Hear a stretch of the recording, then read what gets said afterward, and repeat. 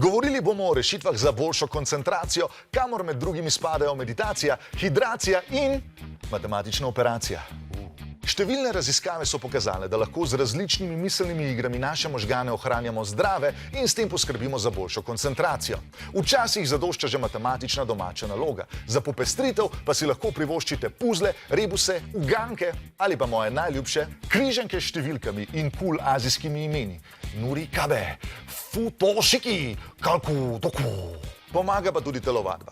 Fizična aktivnost je za možgane noro pomembna. Že stari Grki so govorili zdrav duh v zdravem telesu, pri tem pa sklepam, da niso mislili na duh, ki se v garderobi širi po telovadbi.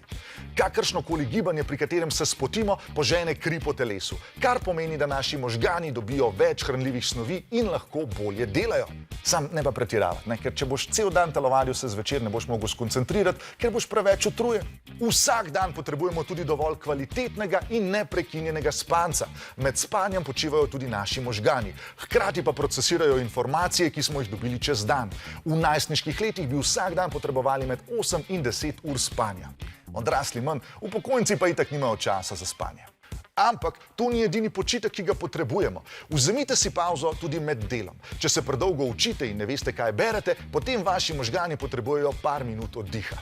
Tudi v šoli imate vsakih 45 minut odmor in šola je več ali manj polna enih možganov, tako da vejo, kaj delajo. In še en nasvet, ki bo zagotovo najtežji.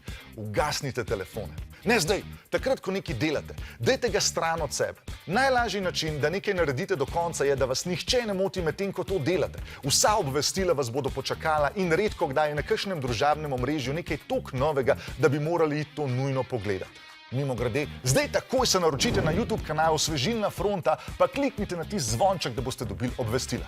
Kaj pa vam prekine koncentracijo in kako rešite ta problem? Napišite nam v komentarje.